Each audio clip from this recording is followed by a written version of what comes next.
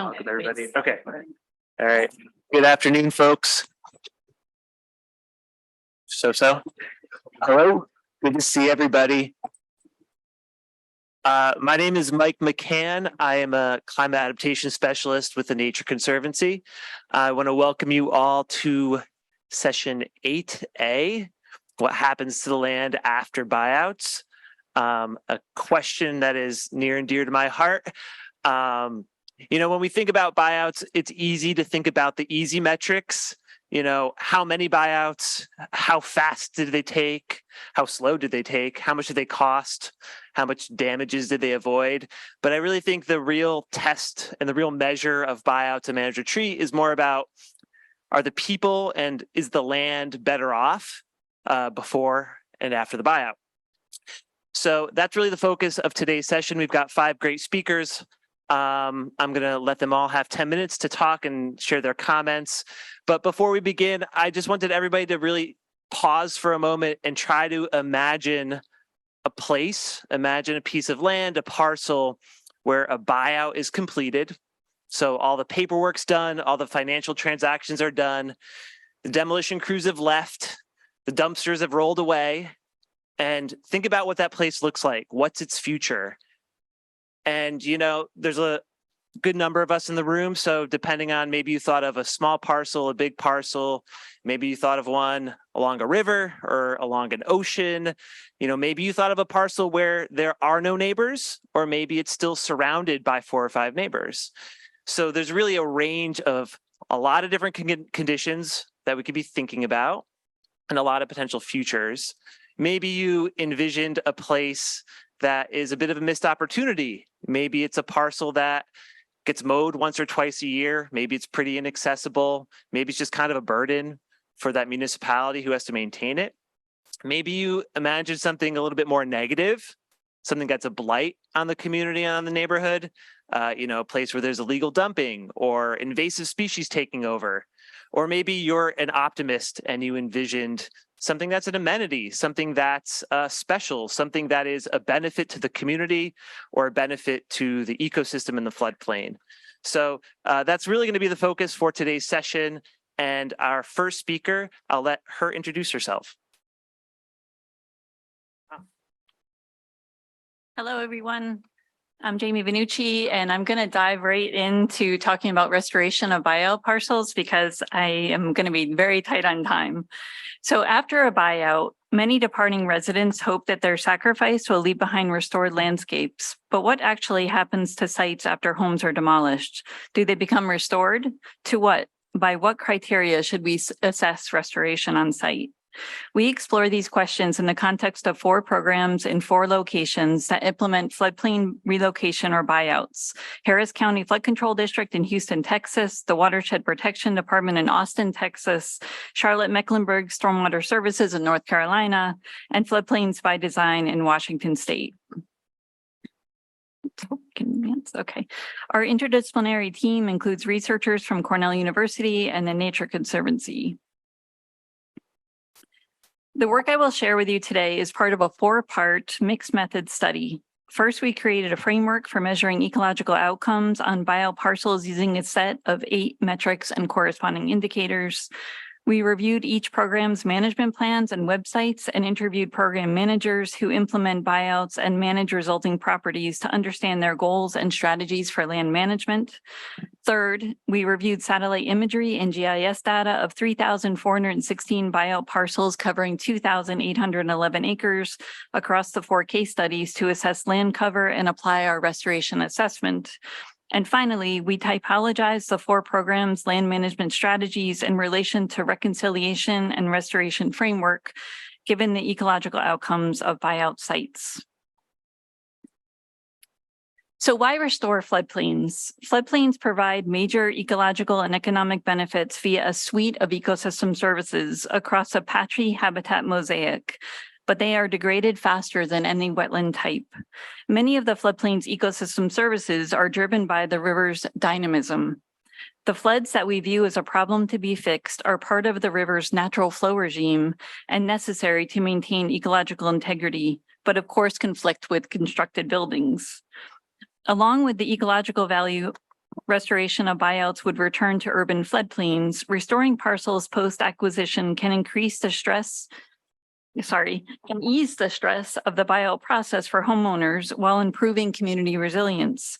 However, restoration of buyouts is hindered by lack of funding and willing partners, lack of leadership and organizational capacity, conservation organisms that prioritize intact habitats, and checkerboarding. Federal funding does not include additional money to restore the land, leaving many buyout properties in a state of limbo. Without proper oversight, underutilized lots could even become redeveloped.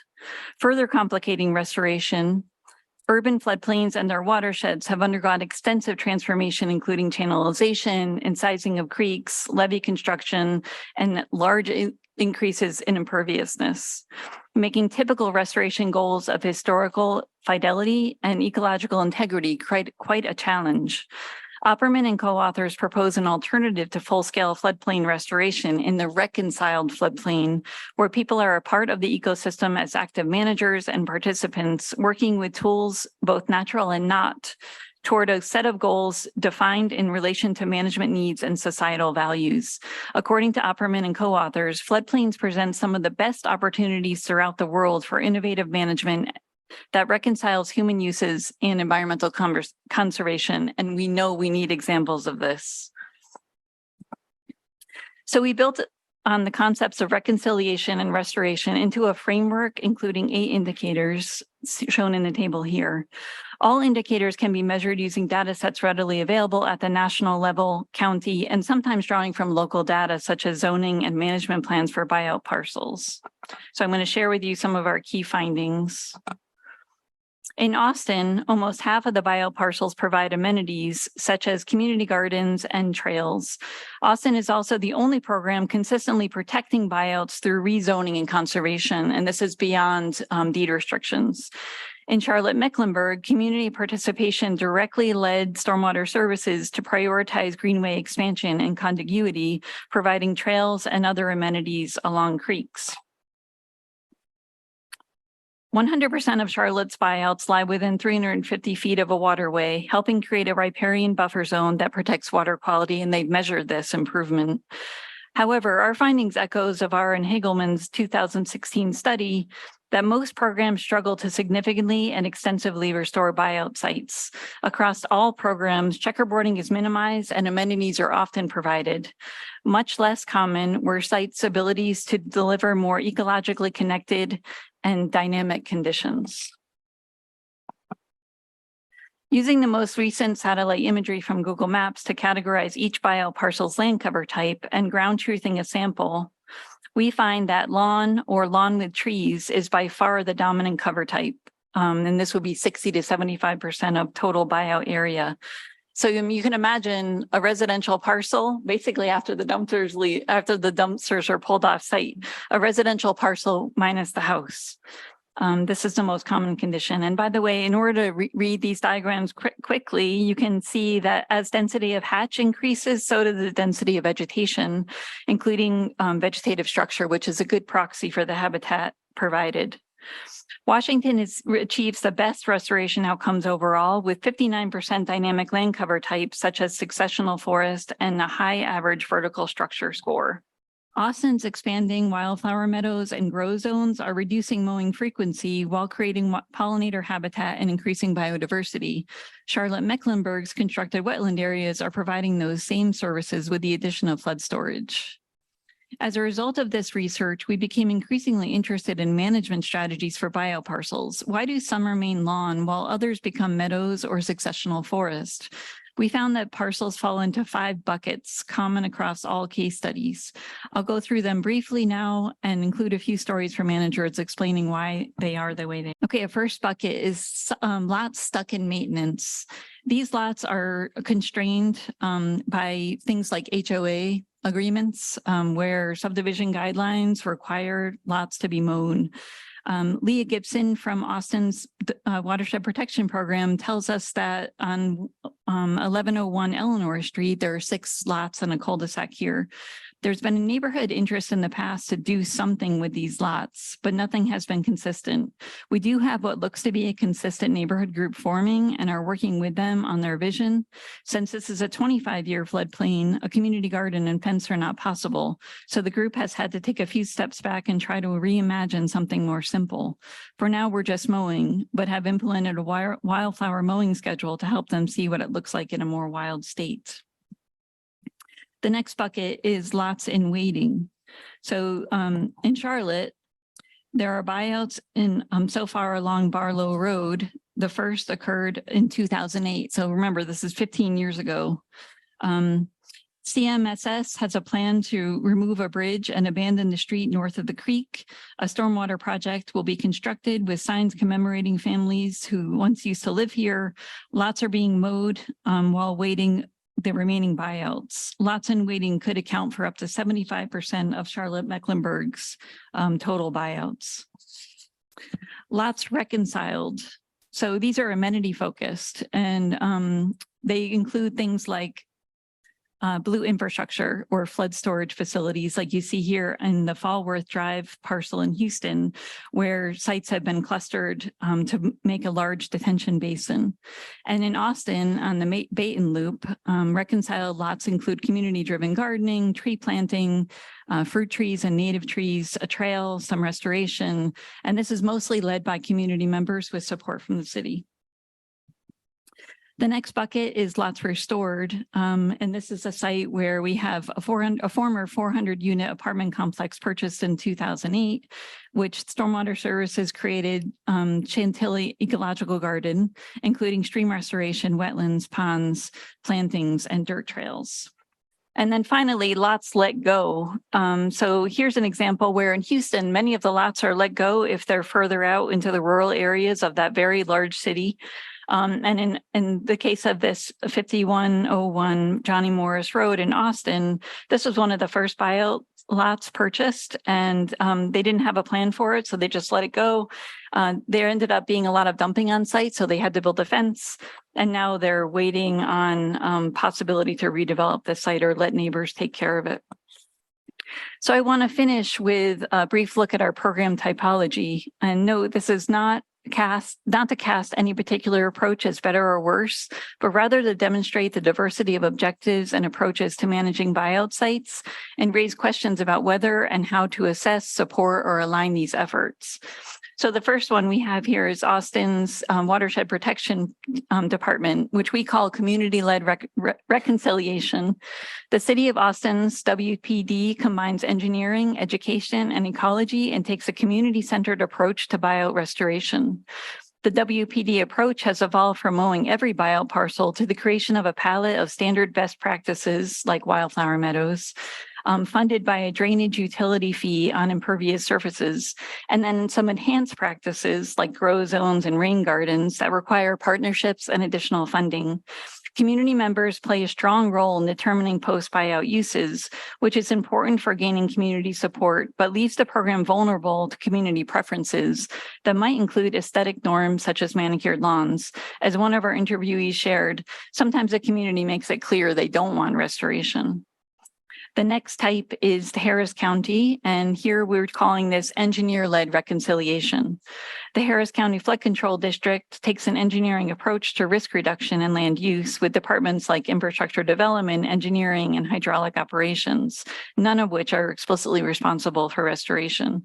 Risk reduction is prioritized both pre and post buyout, and large detention basins are constructed throughout the county and should have a substantial impact on reducing future flood risk. The Flood Control District has evolved its approach from a singular focus on flood control infrastructure to add public uses such as walking and biking trails between and along bayous. And this is through involvement of the Houston Parks Board. But it's interesting that both entities conduct very little community engagement since engineers decide the best use. In Charlotte-Mecklenburg, we're calling this type creek-centered restoration. Charlotte-Mecklenburg Stormwater Services uses collaboration and coordination to address issues that expand beyond silos and boundaries. A creek coordination committee involves any county or municipal department that touches surface water and meets quarterly to ensure improved communication.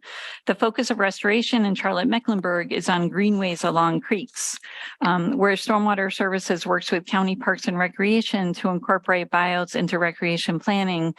Greenway planning has involved discussions crisscrossing between infrastructural, social, recreational, and water quality and connectivity concerns. These efforts have a strong community engagement component. And then finally, in Washington State, we're calling this species-centered restoration.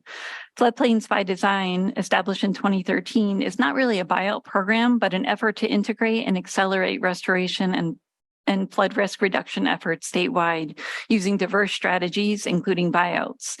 It is a competitive grant program that provides local governments and tribes with capital funds for large-scale flood mitigation and habitat restoration projects. It promotes the concept of integrated floodplain management, or a holistic and collaborative approach to decision-making that brings together multiple interests to find common agreement on local floodplain visions, strategies, and actions that achieve multiple benefits. So in conclusion, just very briefly, all the programs we studied are evolving to reorient toward more ecological restoration. For instance, 25% of the buyouts in Charlotte-Mecklenburg have been actively restored in some way. Austin's program increasingly advocates for best management practices such as wildflower meadows, native grasses, and grow zones. Charlotte-Mecklenburg would like to begin an annual review of a small portion of the 75% of buyout parcels in waiting to consider interim uses while longer term plans are developed. Most buyout parcels in these study areas are in waiting until more productive uses for them can be found, until parcels are puzzled together to create greenways, detention basins, or constructed wetlands. Programs are reluctant to invest in restoration actions such as tree plantings.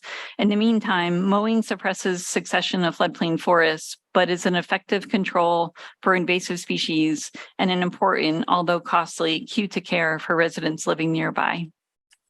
Thank you. Thank you. Good afternoon. So my name is Brooke Maslow. I'm an associate professor of ecology and evolution at Rutgers University. I wear a lot of hats. I do a lot of wildlife research, and I also dabble in resilience. So my focal area is New Jersey. So that's what I'll be talking to you about today. Okay. I'm not a Windows user. Okay. All right. So New Jersey is at significant risk of flooding. Despite it being a fairly small state, we actually have almost 1,800 miles of coastline, about 6,500 miles of rivers. You can see in this GIS image here, all of the 100-year flood zones that are mapped throughout New Jersey. And so if, a quick look at that shows you that there's really not too much that's constituted as higher ground. Over a third of the land area in New Jersey is also developed, and a lot of that development occurs either within or adjacent to special flood hazard areas. And, as we all know, because we're all here for this reason, infrastructure and flooding don't really mix too well, right? And so managed retreat becomes a good initiative, especially as we think about how properties and people are becoming more and more at risk as time goes on. So in New Jersey, the leading buyout initiative is run through the New Jersey Blue Acres program, which is run by the New Jersey Department of Environmental Protection. It's similar to probably most buyout initiatives that you're all familiar with. It's a voluntary buyout program, so the funds are typically sourced through from federal funds. They come into the state. Residents, are eligible in special flood hazard areas. So they can have their homes bought out at fair market value. Those acquired properties become public space, right, owned by the state of New Jersey, and then they are to be managed by the municipality in which those parcels reside. So they're deed restricted because it's federal funds. So there's no new permanent structures allowed. That includes piping or other, hard structure, flood control measures, those kinds of things. And then the allowable uses of the properties include things like passive recreation, right? It's supposed to be managed as open space. So wetland management, natural areas, unpaved parking, those kinds of things. I don't think I'm telling you anything new at the moment. So New Jersey's won several awards for resilience. And at this time, they have about 760 properties that they've acquired through this program. So I think, as Mike alluded to at the start of the session, when these properties are purchased and demolished, you immediately increase resilience, right? Because you're getting people out of harm's way, you're getting structures out of harm's way. But there's several challenges that emerge, right? Challenges that have to be dealt with. And so some of those are ecological in nature, right? So you have these previously developed landscapes, right? So you have compacted soils or poor soils or maybe no soils at all, invasive species encroaching upon that land. You don't have a lot of infiltration, right? So flood storage is somewhat poor. Because these areas are in developed landscapes, right? They suffer from external stressors as well. It could be, runoff or pollution, or again, invasive species coming in, those kinds of things. From the municipalities or the social aspect of things, right? You have, again, consider properties coming out, being removed from the landscape. You have people remaining within those flood zones, right? People that are eligible for buyouts but didn't take it either because, they don't believe in climate change, or they don't have the financial means to relocate. Or you have people adjacent to those areas that were not eligible for a buyout, and they're looking across the street and homes are coming removed, right? So you have this sense of abandonment and loss. Funding is always an issue. As these properties become, or as these areas lose population, right, they suffer from potentially inappropriate uses, things like ATVs or illegal dumping, or, neighborhood parties, or, less than desirable individuals out in the woods. And then from the municipality's perspective, right, again, they have to manage these properties. And so you have expectations from some of wanting to mow these areas and have a sort of a park-like landscape or atmosphere. But that presents a financial and labor burden for those municipalities. And so, how do you deal with these challenges, and how do you turn these landscapes? How do you reimagine them so that they can become public assets? And so we've been working, and my team has been working in municipalities in New Jersey for several years now. We've been designing and implementing a lot of these resilient landscape projects. So my team consists of ecologists, engineers, landscape architects, social scientists, and we all sort of get together and we work with these towns. And what we realized quickly was that, the buyout is kind of what's considered the end game in most people's perspectives. Okay, we've won, we've done something good, everybody's gone. But that isn't the end game, right? That's just the beginning, at least from my perspective and from these communities' perspectives. And there's not really a lot of guidance out there about what to do. So communities feel at a loss of, okay, now what?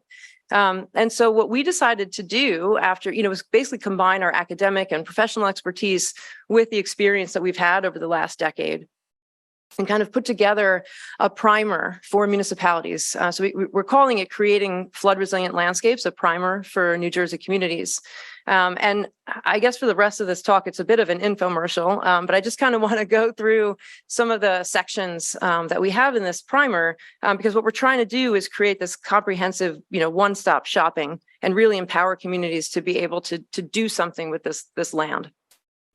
So, and I should say also that the format of this manual is supposed to be very graphics heavy, very layman's terms, not very jargony, really, drive home the main points that we find are important. So there's 3 sections. Our first section is framing the problem facing New Jersey's communities. So this is just a section of chapter 1 that really goes through simple things. What is flooding? Flood severity?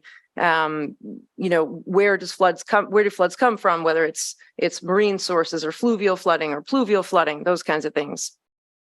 Chapter 2 goes into how do you create a foundation for resilience? How do you assemble a team? You need a local champion. How do you, who do you need? What kind of professional technical partners do you need? What kind of permits? What kind of approvals? Those kinds of things. How do you get the momentum building for these types of projects?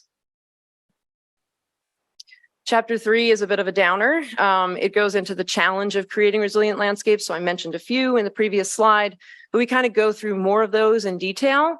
We talk about how you can go about overcoming those things, right? So things to think about, things to look out for, and then how you deal with them. In section 2, we spend a good deal of time on ecology. This, of course, is my favorite part. But we want people to understand how flood-prone landscapes function, right? I mean, they're supposed to flood. And how building on them interrupts those natural processes. So we have a series of, we talk about flood regimes and things like that. We have a series of these cross sections where, this is just an example of a floodplain. So on one side, you have a naturally occurring floodplain. On the other side of it, you have that developed landscape within the floodplain. The text is small, but on the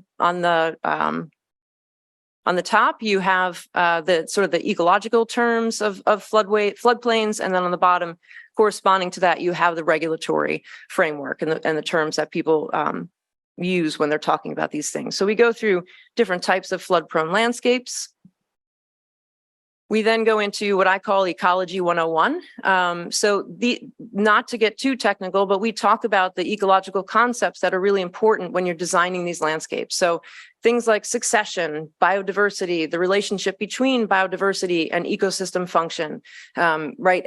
Again, with this framework of how do you increase infiltration? How do you deal with climate change, right? Range expansions of plants and those kinds of things. We have a design focus in there. So we have things like, connectivity, scale, hard versus soft edges. What are those? Why are they important? Why do you need to consider those things?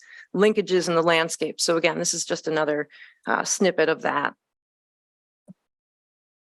Then we move into section 3, which is our design and implementation focal section. So here we provide technical guidance on landscape design, green stormwater infrastructure, living shorelines. This is an example of a 2-page spread of bioswales. So again, where would you put something like this? How much water is this supposed to capture? What is it doing? That kind of thing. And then we go into chapter 7, which is more about ecological restoration planning. So again, and it's very practical. So we talk about native species. We talk about, what to plant, what size containers, the trade-offs between starting with a small plugs versus large container plants, right? Things that managers and the people who are paying for this need to think about. How do you define plant palettes that are robust to climate change? All of these different kinds of factors. We then move on to monitoring and maintenance, right? Anybody who's done ecological restoration in the past knows that we always say that it's important and then we never fund it. So, right, we walk away even though we don't want to. And so we talk a lot about this, about pre-restoration planning. How do you deal with turf management, for example, on these buyout properties?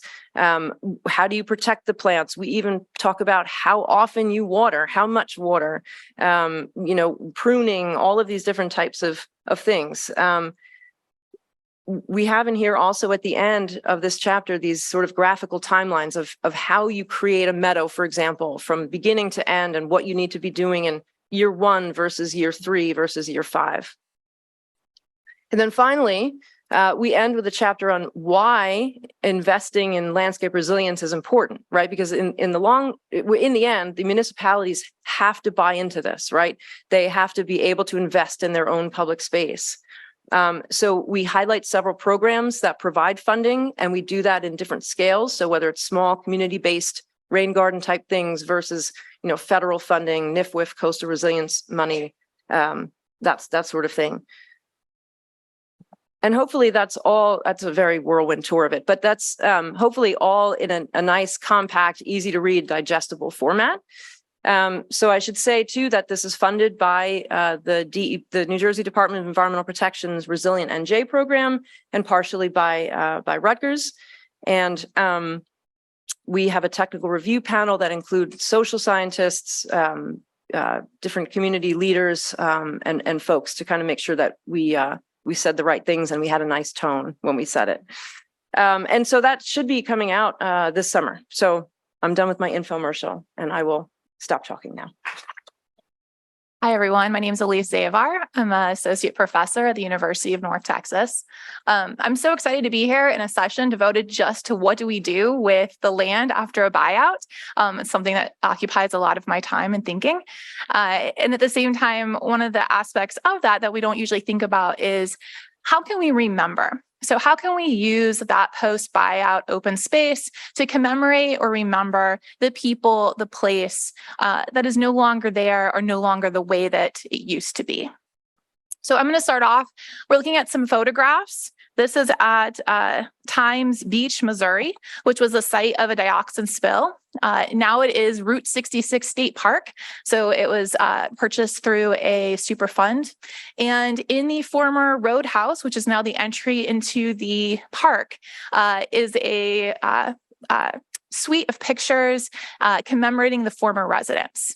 And so I'm going to go through some of my published work and then some new projects I've started looking at how we can remember and how we can commemorate more effectively in a way that really helps to address the grieving process tied to relocations and that can really contribute more to kind of long-term healing and recovery for the communities that are affected.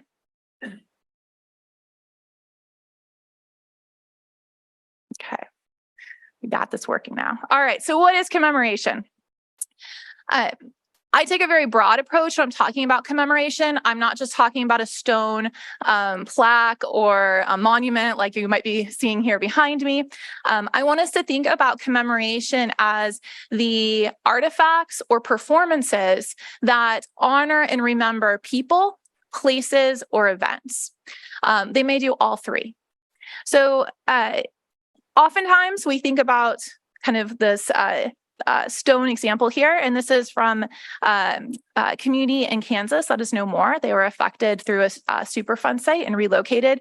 And before they dissolved the town, the last act of the community was to erect this monument and to determine what the language should be and how they were going to be remembered in this physical demarcation of space. But commemoration can look a lot of different ways. So this is a commemoration piece from Joplin, Missouri, not buyout or relocation related, but honoring the children and the survivors of the tornado, EF5 tornado that touched down. And so the children who were playing in a park when the tornado came through reported that the butterfly people came down and helped them move to safety.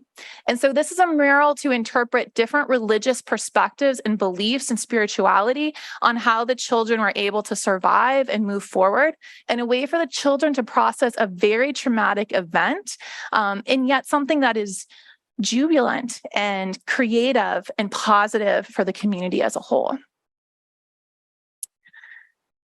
And memorials can also be living. And ties really nicely when we think about how do we restore landscapes. You're looking at a memorial garden in a suburb of DC, and this particular garden is for a community that 3 or 4 of their residents, I can't remember now, actually died during 9/11, and so the neighbors came together and planted this memorial garden.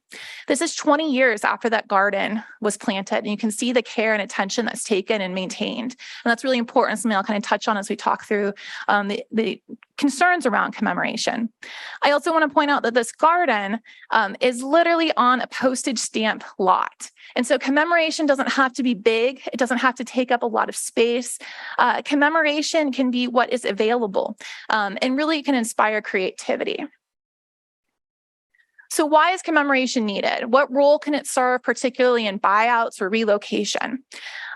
First, I often argue that relocation is going to be severing our place attachment, communities that have longstanding historical and cultural ties, households that have longstanding emotional connections to their place, no longer are able to experience that place the way that they did as a resident.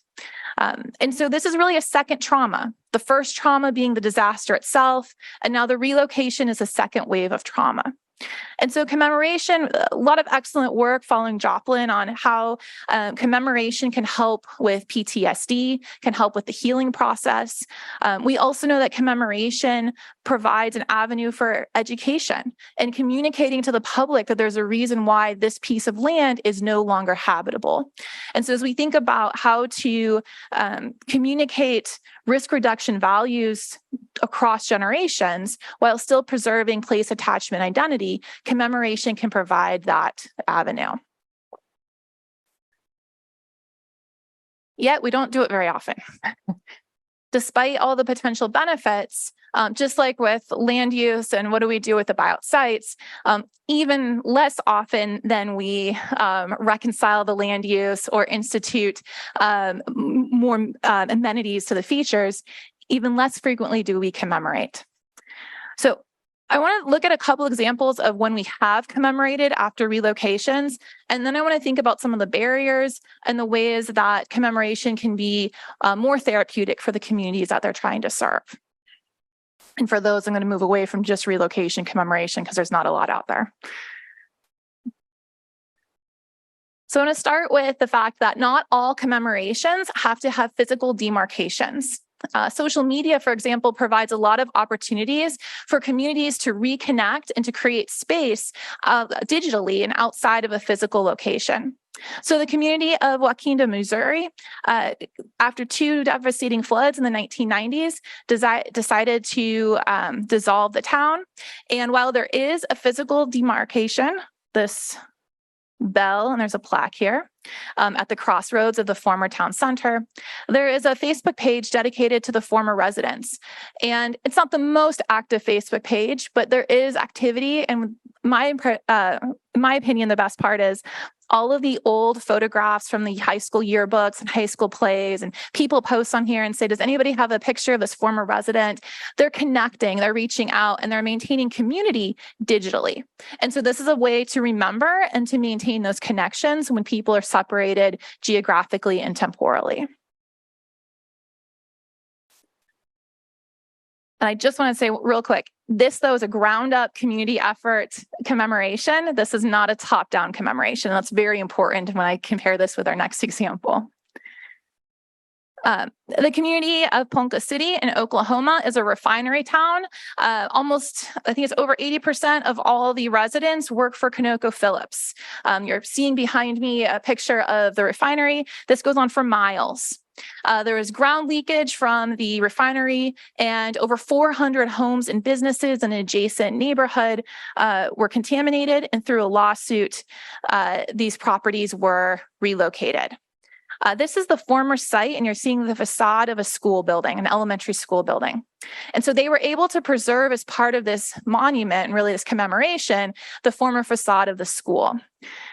And as you move through it and walk through the archway, you are met with this kind of like pyramid structure. And on one side, ConocoPhillips, who owns the land now and who is responsible for the commemoration, decided what to put. And so their inscription reads that as part of an environmental improvement project, they dedicate this greenway. So we've really erased the experience and the trauma that the residents have experienced. But I will say there's one cool part about this that I have never seen, and as a geographer, I very much appreciate. On the third side of that monument, they etched a map of what the town used to look like and what the neighborhood used to be. And so they have all the parcels and buildings. The picture's not great because it was sunny and it's on granite, but you still get a feel for who was there, even if their stories aren't accurately being retold, and even if a selective history is being narrated. So I caution when we do commemoration that top-down approaches or outside vendors coming in and trying to retell a story often erase or misinterpret what the lived experiences of the residents were. And so commemoration that's going to really honor the history really must come from the community and the people who live that experience. And so a couple different barriers here. I'm just wrap up quickly for time. Some challenges here is whose story to remember, And how do we remember? If we get on the same page with that, we then have to think about the long-standing issues when we think about post-buyout land use development is resources. There has to be money, there has to be labor, there has to be time. And then particularly for commemoration and tying in really well with the idea of restoring, we have to upkeep. And so it's not enough just to put something down if we don't maintain it. And so this is where planning and partnerships are really key. And I'm just going to highlight New Jersey. While these are not particularly focused for relocations, last year, the state of New Jersey, through multiple partnerships, started offering grant awards for art projects. And all these art projects are aimed at documenting a changing environment. And so I'm going to argue that's commemoration. And so this is one of the projects in Atlantic City. It's called Water Table. And this was it when it was installed last year. And this was last week when I visited, and you can see that there hasn't been the funding to maintain it. And so while upfront funds are important and critical, we also have to have long-term dedication funds and resources to help maintain these projects. And then finally, I'll just kind of close here with the idea that commemoration doesn't have to be separate. We can integrate it into activities and land uses that are already planned or happening in the communities. If you're putting in a walking trail, you can do bricked names or tiles or concrete names to commemorate families who were there. You can have a memorial bench. This is in Houston. There's no name here, but there's an opportunity. And this also the graffiti you're seeing, the art wall, is also in Harris County. It's one of the partnership parks, which is a phenomenal program that put together a wonderful park there. But this is an opportunity for community members also to come and design and express, and it's temporal. And so it can change and evolve and remember differently as the things change and evolve with them. So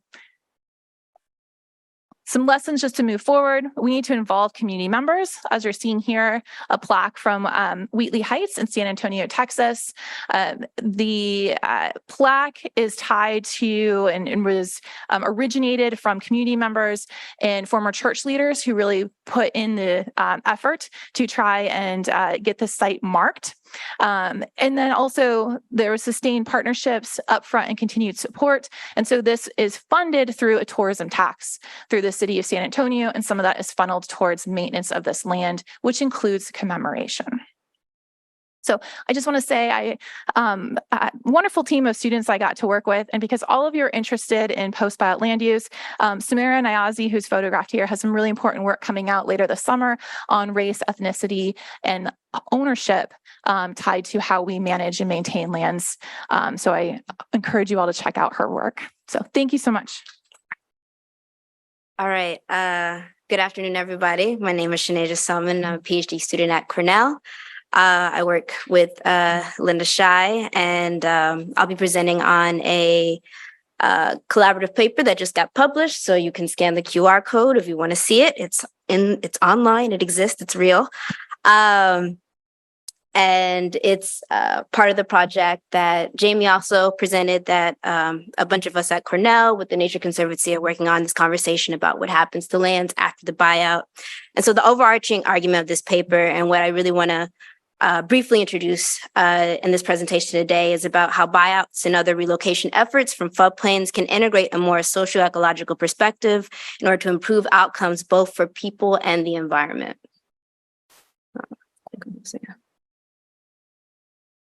Or do I have to use the clicker? Oh, do you use that arrow? Okay, perfect. All right, sorry for that delay. All right, so this presentation will have 3 short sections, each with 4 slides that are color-coded in case you get lost. First, I will talk about what we know about the fate of land post-buyout. Then I'll briefly describe what a socio-ecological perspective is and how that can be applied to the buyout process. And last, I'll put out some general strategies from the paper as food for thought that can help us bridge the existing division between the social and the ecological and the relocation and buyout process. So initial studies like Dr. Zavar's has shown us that the ultimate fate of most land that has undergone a buyout is vacant or minimally managed, with other uses such as parks, trails, and restoration being less common. And so if it's well-known-ish that the desired outcome of this process is to restore the floodplain that can better protect people and property. Why is this outcome so hard to achieve? And which already been touched on beautifully on the previous presentations is that there's already been some challenges and factors that have been in discussion, such as the changing of responsibility from one entity to another when the buyout process concludes, limited funding for post-buyout land management, limited capacity for entities that are tasked with that management, and the fact that planning for post-buyout land tends not to happen until after the process concludes. Thus, the future condition of buyout land is seemingly driven by organizational capacity and money. And as real as these constraints are, it still leaves us with plenty of unanswered questions like who's involved in the visioning of these places, who's responsible for enacting that vision, how can those visions get funded, and what can the involvement of relocatees look like, and what can the involvement of those who stay look like in this process. The buyout process here in the US is built off of foundations of our Western property system, which treats each component as severable with distinct fates. So the land must be restored, the structure must be demolished, and the people must be relocated. Conversely, there has been plenty of writing about the inseparability of people from the land, that the connection to place cannot easily be exchanged. So how can the buyout process and other relocation efforts engage with these perspectives? And what is the potential of those perspectives to improve the outcomes of the buyout process? So this is very, very simple. Obviously, socio-ecological systems are very complicated, but briefly, a socio-ecological system acknowledges the interconnections between social systems and ecosystems. But simply, the environment influences us and we influence our environment. Our environment, our connections to it have the ability to influence our health and well-being, our cultures, and our economic opportunities. And while I acknowledge that this is a gross oversimplification of the very complex relationships we have with our environments, I hope it does the graphical work of showing how, like interlocking gears, our social systems and surrounding environments feed into and reinforce each other. And to begin to paint a picture of its relevance in the floodplain, for example, the quantity and quality of green spaces in our neighborhoods directly impacts individual health, both physical, mental, etc. Environmental stewardship of local green spaces not only impacts individual health, but can also improve environmental conditions, as well as create opportunities for interpersonal interactions. And striving for environmental justice can improve both the health of the community and the quality of the environment, clean air, clean water, clean soil, etc. Given these interconnected and complex relationships, all of which are their own ongoing topics of study, there is a need to recognize that these relationships are also not neutral. Another layer into this is the vicious and virtuous cycling of these relationships. Not only do we influence and are influenced by our environments, but those relationships have the potential to degrade baseline conditions over time or progress them. So actions that yield negative outcomes have the potential to spiral into worse conditions over time and vice versa. So revisiting the buyout process, there's a growing or arguably well-established awareness of the vicious cycles that emerge. Because buyout programs tend to treat social systems and ecosystems separately during implementation, negative impacts in one system are already felt in another. The decision to relocate doesn't necessarily mean a decision to disconnect, and a social ecological perspective can help illuminate this. So for example, in the well-known Isle de Jean Charles relocation effort, which was mentioned in the previous session in this room, the process struggled to engage with place-based livelihoods of the indigenous community or address how this relocated community will still be able to be part of the care and management of the land they had made the heavy decision to leave. But I just learned that there's been some progress on that process, so please chat with Pat Forbes about that if you want to know more. Of course, the idle state of the land also impacts the perception of the process, as was demonstrated in earlier talks. People want to know that the sacrifice of giving up their land back to Mother Nature will constitute a legacy, not unlike conservation work outside of the disaster event.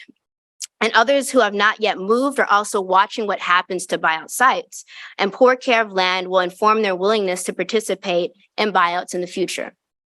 So just to underscore once more, that not attending to these socio-ecological relationships has magnified impact on Black, Brown, and Indigenous communities whose relationship with land have been systematically controlled, oppressed, and erased. Taking a social ecological perspective helps connect how buyouts can perpetuate generational harm and trauma, which cannot be reduced to just the experience of individual households. This shows an enduring cycle of severing social ecological ties that make it harder to achieve more positive outcomes.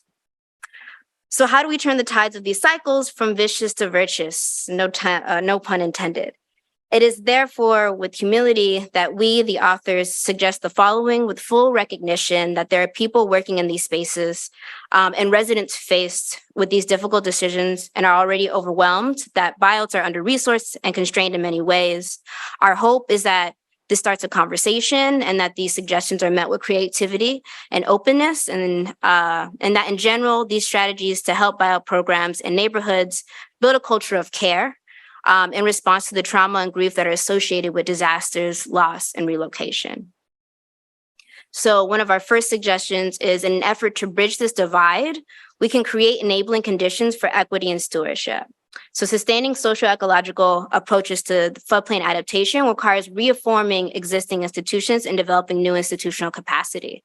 So for example, the Nature-Based Solutions Roadmap, IRA, and FEMA's Building Resilient Infrastructure and Communities all provide opportunities to integrate ecological resilience and community well-being into their goals and evaluation criteria. The same can be done for programs at other governmental levels. Next is creating a more inclusive and coordinated planning and engagement process or processes. Cross-cutting concepts such as stewardship and inclusive management planning are processes that can better recognize people's connections to place, to each other in place.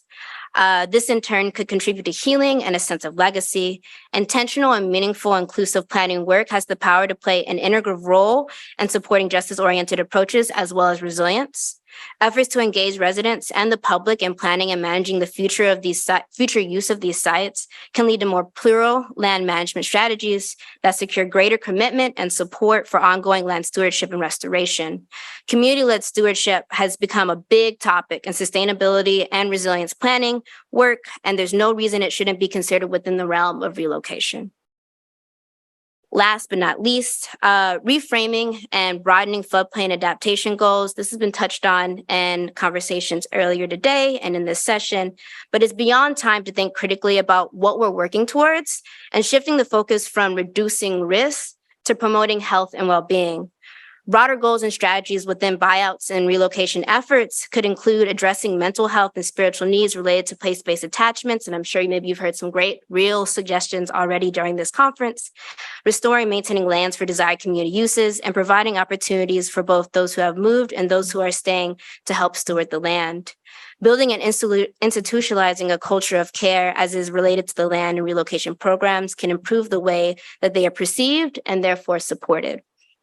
And I'll end saying that, of course, these suggestions will not eliminate the sense of loss, grief, and trauma due to climate change and relocation, nor will the benefits of restoration equally accrue to all those impacted by relocation projects. Nevertheless, any steps to improve socio-ecological ties are better than the status quo and are likely to provide direct and indirect benefits for many. So I thank you for your time, and I will pass it on to the next presenter. Okay, hi everyone.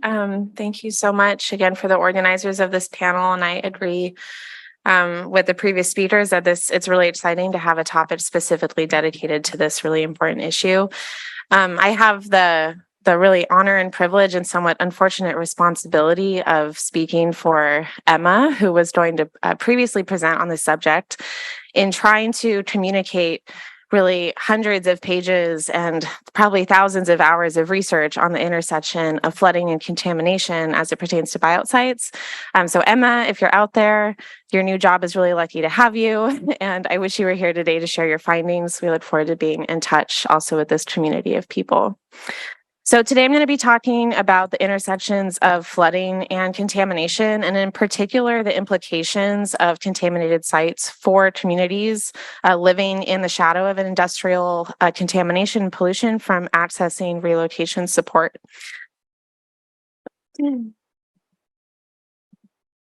All right. So just a little bit about Buy-in Community Planning. We're a relatively new national nonprofit that works with frontline environmental and climate justice groups to explore grassroots approaches to voluntary relocation assistance.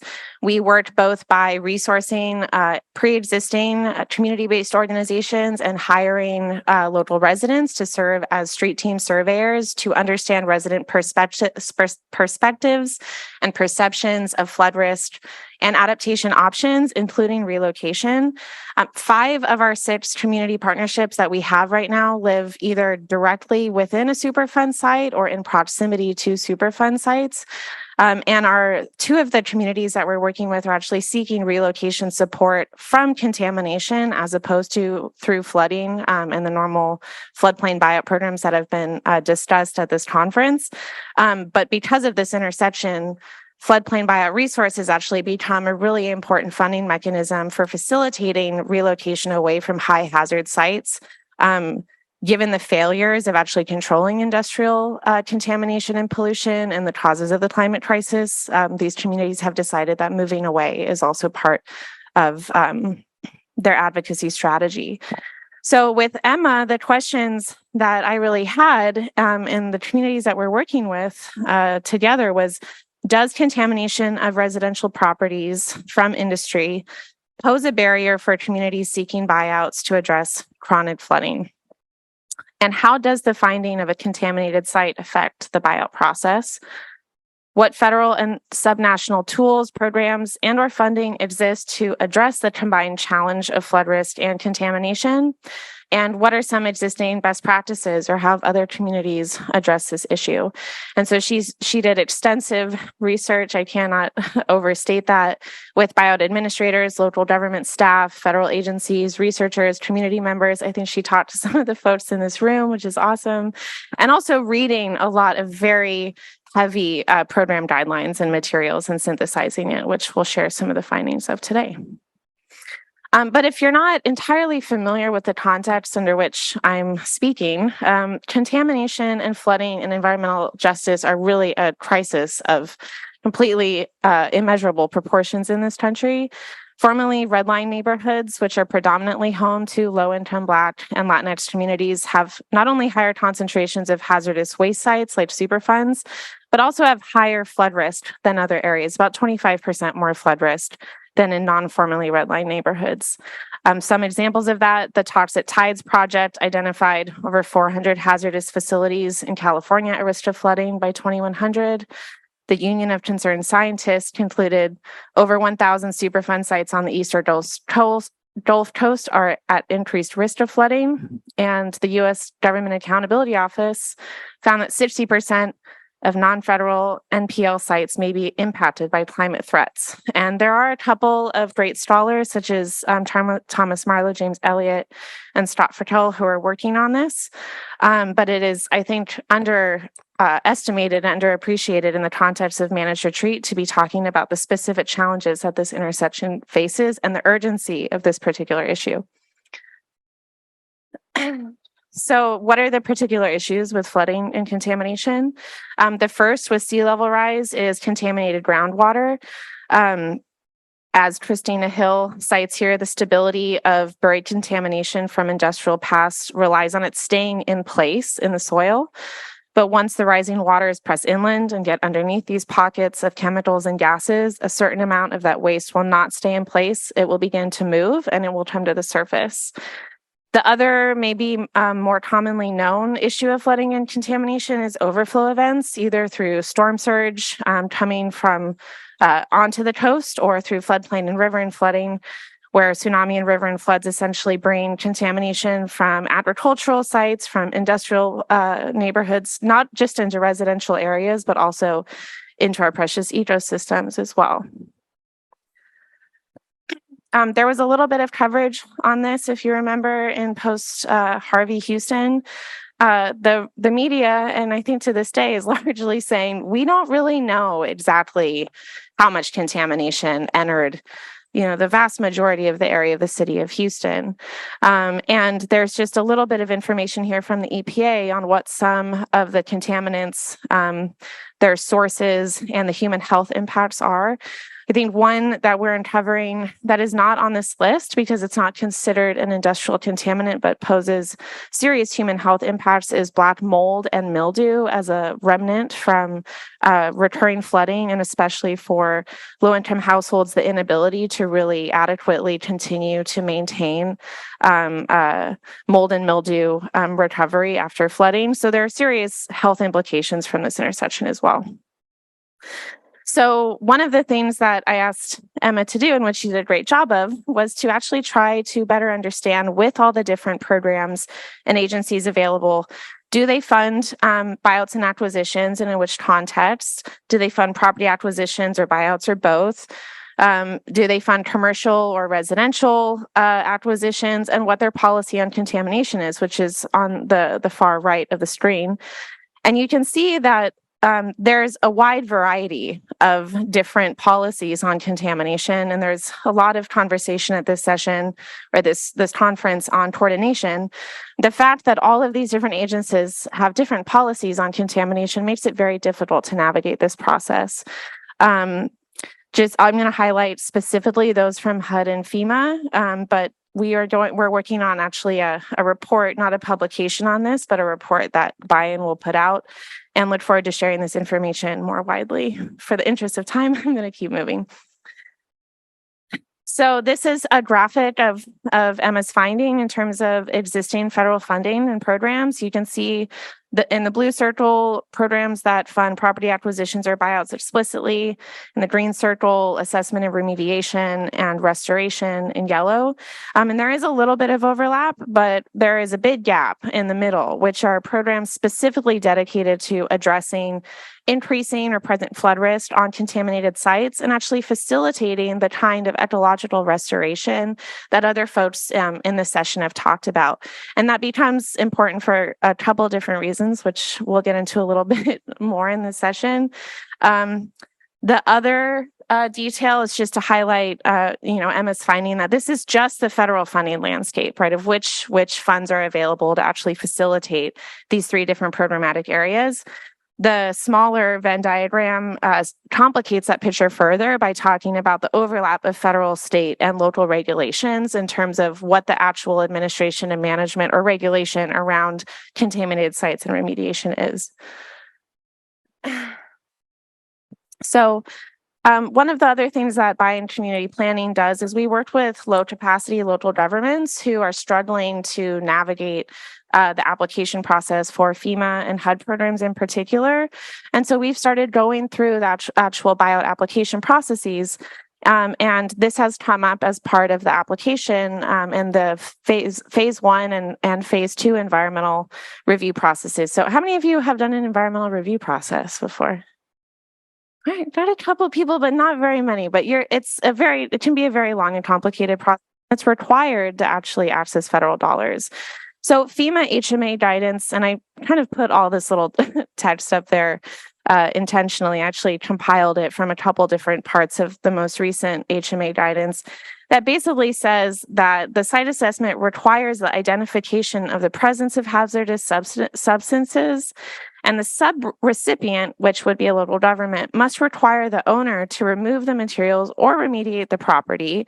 The costs of conducting the study are not eligible mitigation grant project costs, and the remediation itself is actually not an eligible project cost at all. But the FEMA lines and the FEMA HMA guidance essentially require a site to be remediated before FEMA dollars are actually used to acquire the site.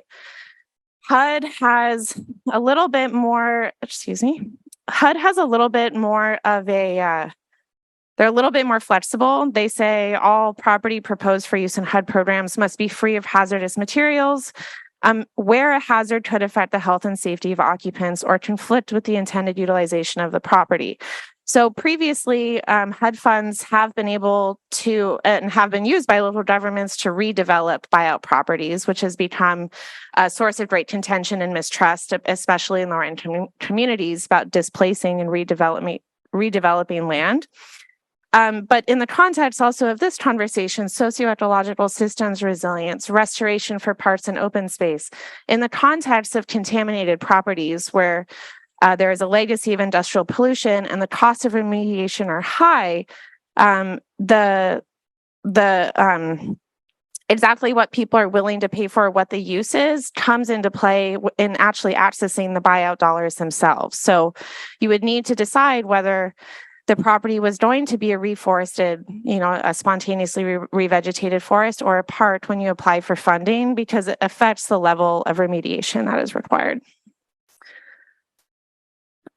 So there's just a couple of examples that Emma came across. The first was in Vermont. A county store buyout was delayed by contamination finding. It took 5 years for them to halt the buyout application process, enter the Vermont Brownfields remediation program, remediate the property, and then reapply for the buyout dollars.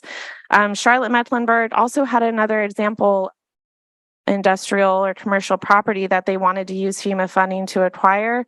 And because of the remediation costs associated with that, they decided to just use local funding instead of FEMA funding to acquire the property. Now, Stormwater Services has the ability to do that, to fund that, and they have, a locally funded buyout program. But for lower capacity and lower income communities, the cost of acquiring these properties themselves might be prohibitive. And one of the findings that Emma had also was that it's not entirely clear whether or not this is actually going to prevent a major barrier in the environmental review process. What I've been describing, implies that it is so, but it's not a very well documented issue. We were only able to find 2 examples of contaminated properties being made ineligible from participation. That was the city of Clive, Iowa, which didn't accept properties with known environmental hazards or within the building, and the Wisconsin Municipal Flood Control Grant Program, which requires properties themselves to assess and plan for remediation. So there's a burden of responsibility that's often being put either back on the individual homeowner or on the local government. I'm going to skip a bunch of this for the sake of time.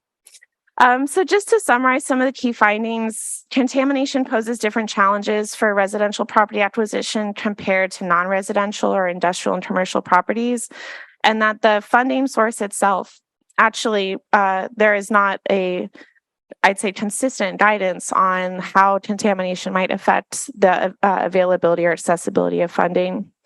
And that this largely stems from program design. And so I think for those of us who have been in the coordination conversations at the federal level, I think thinking across not just horizontally and horizontal coordination, but also vertical coordination of who's responsible and liable. Emma's report has a ton of documentation on CERCLA liability. If people have specific questions, I can try to answer them. But even liability, there still remain potential issues in terms of barriers to accessing these dollars. So just to end, Emma's main takeaway was that this is something people have been working on for a really long time. This is not a new issue, but hopefully this new lens of climate change research can spur action to force folks who are working in brownfields remediation and Superfund sites to work with the climate adaptation and resilience community to make sure that in the context of managed retreat, that people aren't being deemed ineligible from participation because of industrial contamination and other pollution. And if you're interested with what's next, we're continuing to work on developing sort of cheat sheets and for our local government and partners. We have a really amazing report that Emma's drafted that we're going to put out for peer review. So if any of you are specialists in this topic or would be interested in contributing to helping us out on the ground with our partners and also providing this information more broadly, please take my email. You can also visit buyin.org if you want to stay updated on what we're doing. We'll be sure to post the report when it's finally released. So thank you. So thank you to all of our speakers. We have about 16 minutes for questions. So come on up, all of our speakers, so we can do some Q&A. If you're in the room and you have a question, there's microphones in each aisle, so you can step up to those and ask questions, and I'll help moderate. But while our speakers are making their ways up and getting settled in, I'll kick it off with a question about what recommendations would each of you have, just one, about either rules or regulations or institutions that could improve what happens to the land after the buyouts? And recommend pulling your mics up if you answer it, because those are pretty quiet. I'm just going to yell. So one of the things that I think is a big challenge is that, you know, the federal money that comes in for the buyouts can't be used for managing the landscapes or restoring the landscapes or anything like that. And so and there are grant funds. I mean, you know, there was a good, you know, kind of graphic of those kinds of things. But I think, you know, earmarking some of that money for this, you know, managing the landscapes, at least in the short term, and then figuring out ways in perpetuity to have funds available for those management and monitoring things, I think is a huge step in allowing people to really buy in to the buyout process. All right. This is working? Yeah, okay. So I just realized I was talking really fast. So I'm going to try to slow down for this response. One of the approaches that we take as an organization is, as I mentioned, working with community partners and doing these survey initiatives at the beginning of any conversation that happens around buyouts to make sure that the question of what happens to the land that gets left behind is something that is embedded in the planning and design and engagement process from day one. I think what we've found through the work that we're doing so far is that there is a huge variation in the desire of communities to have any attachment to the land that they live on, their desire to move with their neighbors. And you'll never know whether or not people want to be a part of that process until you ask them.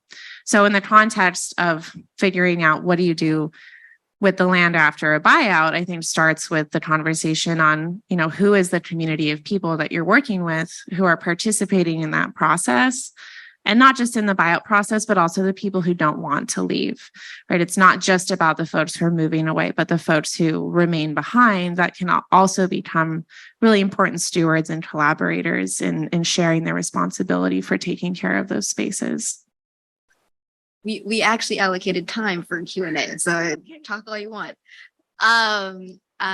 One thing it's mentioned briefly in the paper that I touched on, but consult land trusts. They're not perfect. They have their own issues, but this is their world, managing land in perpetuity, trying to figure out how to get people involved, working with different value systems, thinking about the long term, managing transition over time of vegetation. You know, I feel like it's so easy to continue to be like, whoa, we have to teach buyout managers how to do ecological restoration. No, there are people who do it. And it's just kind of remembering that, how do you reach out and make those connections so that as you're thinking about the process, that you know who to call, right? And even if they're not the group that may ultimately take care of that property, they can give you pointers, right? And they can also give you advice on how to help a group that's interested in starting a pruning group or a gardening group, things like that. But don't be afraid to ask outside the normal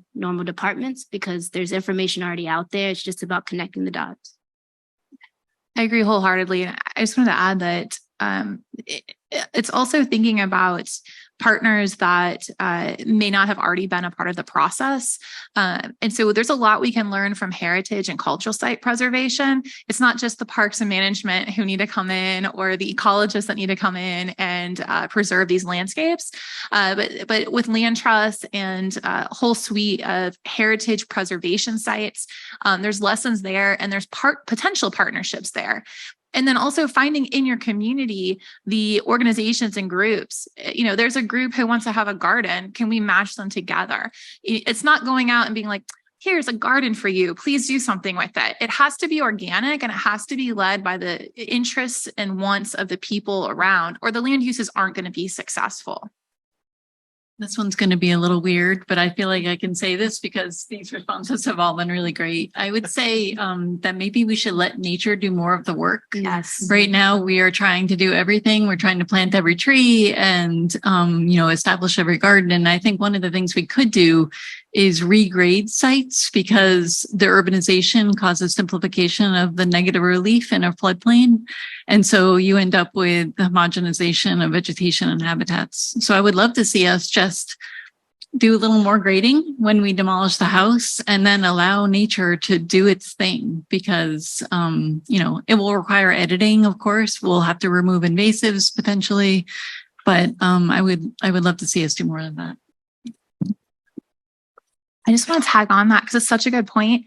The city of Houston pays $1 million a year just to mow vacant lots. The city of Austin pays $1.5 million a year. Now that includes some better services, but we're spending a ton of money to maintain very low utility, low ecological benefits, low aesthetics. So the money's there. It's reallocating it, finding better partnerships, finding better uses, and then also recognizing our emergency managers, our parks departments. These people are tired. A lot of burden is on them with the buyouts. And so finding those other partners. I agree completely with let's let nature take some of the responsibility. Looks like we've got questions in the room. Hi, I'm Kevin Lochran, sociologist at Temple University. Thank you to everyone on the panel. This was super interesting. My question is for Jamie. Hi. My question is about sort of the typology that you introduced, which I think is super interesting. And as someone who's also studying buyouts, both at the national and like case study scales, I'm similarly struck by the variation and the sort of difficulties that kind of presents to sort of understand what's going on. And so I was curious if you could sort of say more about like what you think accounts for those differences that you've documented in these 4 different settings. So many things, Kevin. I feel like it's a combination of who's at the table. So, in the case of Houston, there are a lot of engineers working on the buyout program. And so I think you end up with a very infrastructural approach just by the nature of who's there. That's changing a bit now that Houston's Parks Board is starting to do things with restoration and reconciliation along the bayous. But it began certainly with engineers. I think this is something that I really enjoy seeing, though, this idea that there's a spectrum from reconciliation to restoration, and there are diverse approaches. And that can be because of geographies and different conditions, different possibilities ecologically. It can be different funding sources. It can be who's at the table, as I mentioned, and definitely community involvement. That's a huge aspect. I think I was just speaking with someone from the Houston Parks Board, and he said that they don't really want community involvement. Whereas you take a place like Austin and it's really community led. The community is driving whether the site turns into a community garden or becomes a restored forest or wildflower meadow. So there's this, I should have made a diagram of this, but there are a set of factors that are determining that. But to me, that's a real plus. We need a diversity of approaches. I think that's very important. And of course, these programs are not static. They're also evolving over time. So I think we'll see them continue to improve. They know that restoration is a weakness for them, most of the people that we talk to, and they are trying to learn as they go. Thank you. Sure, thank you. Got a question up there. Oh, hello all, and thank you very much for a very interesting discussion today. I was wondering if you could, or if you have had any experience with that period of time between the buyout and demolition. For example, I certainly understand that many of us can envision a property demolished and then restored in some way naturally or through some other use. But for, let's say, a community that spends money on acquiring a property and then wants to recoup some of its costs through potentially renting out the existing home, again, just to kind of make up some of that money. I know that we don't want, people in harm's way, and we want to move them away and we want to demolish the home. But have you had any cases where you've seen communities in this interim period between buyout and demolition and how they've handled that? if you disagree with me or I'm wrong, please feel free to jump in. My understanding of all of the federal regulations available out there, that is, if you're using federal funding to do so, you can't do that. I think that the biggest, in terms of regulation, that's one thing. The actual time between the closing of the home and when demolition has to occur is also under federal regulation extremely short. It's less than 90 days. I think it's 30 or 45 days. So there really isn't a time period to recoup it under the expected grant administration for the deliverable of the different phases of the buyout process using federal dollars. And it's the same for FEMA and HUD. But if you're interested in other forms of exploring longer term, I'd say, and non-federally buyout related programs, there have been a couple of articles and conversations around buyouts through rent backs or buyouts to rent backs. There was a proposal in California that got shut down. At the state level of actually acquiring property and then renting them back to the owners up until a given time period. I know that there was also an article exploring that, I think, in the case of Florida. So there are options out there, but they wouldn't be possible through the existing predominant funding mechanisms at the federal level. There'd have to be other solutions. One example I've seen where communities have tried to recoup some money from the actual demolition stage is salvage. And so there are a lot of examples where communities will do reclaim what materials they can, they'll scrap what materials they can, even taking trees and relocating them if they have to. Now there's a cost there, so that's a bit of a cost benefit ratio. But the renting option just really isn't possible at the federal buyout. I'll also add, also thinking differently about what it is you're trying, think differently about recouping. I think, especially when we talk about property and land and structures, it's you buy it, you rent it, you sell it. But if we're trying to also come up with other strategies, right, that could also benefit the community, look to what Park and Recreation does. They do special use permits where you can put a gazebo that you can move out. But that could be for ceremonies that people want to have to commemorate something there that's important to them, or a wedding or something like that. You could have someone that does birding excursions, depending on the place, if that's appropriate, things like that. And to your point, Baltimore is famous for their wood reclamation work on dismantling buildings. So what is the materiality aspects? How does this feed into the circular economy? So I think there's other ways to also think about integrating this process to other conversations that are happening related to sustainability and biodiversity. So I think that's also an opportunity to kind of also explore what are other pathways outside of this is a residential use, how do I make money kind of capitalistic mindset. Sorry, really briefly, there are some examples of side lot leasing programs. Also, it's not so much to recoup resources back from the buyout, but to avoid future costs of maintenance. So they'll do kind of like a symbolic lease agreement where they agree to lease it to the neighbor who decided to stay for $1 a year, and essentially they're required to maintain the lot rather than incurring those future costs. So that would be another way to look at it. Thank you.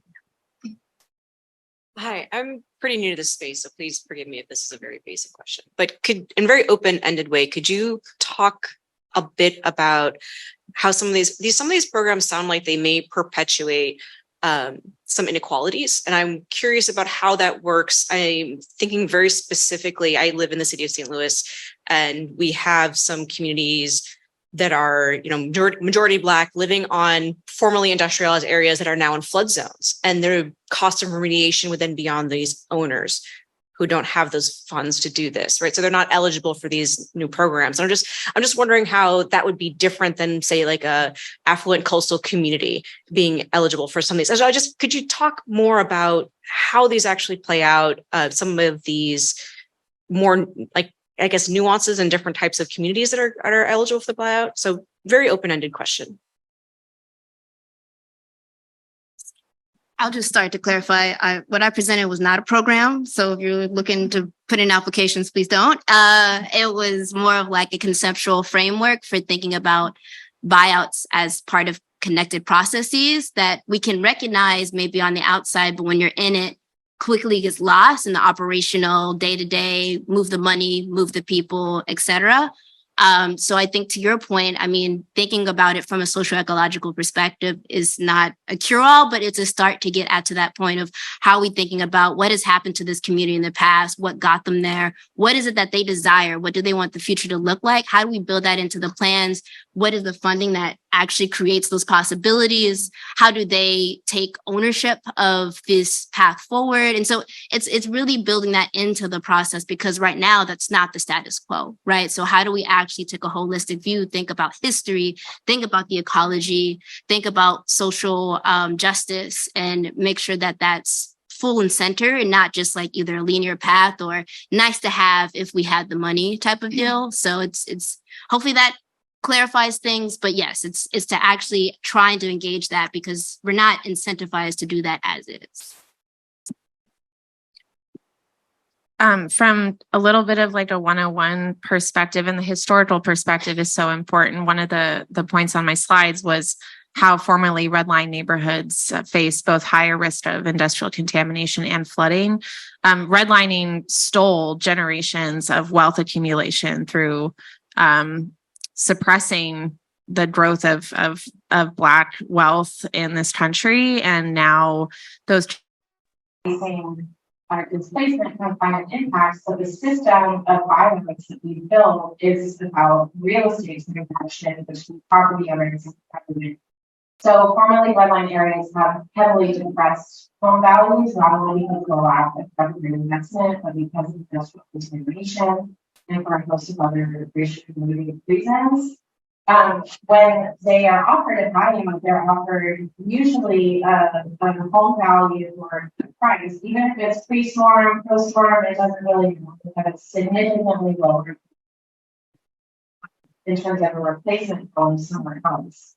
And so one of the ways that people have started to think about this is that the idea of compensating people for their real estate as opposed to providing a holistic relocation service to making sure that they get into safe, secure, and affordable housing, are free from industrial contamination and future flood risk, is by taking more of an approach through the Uniform Relocation Act, which is what is required for involuntary relocations in this project through eminent domain.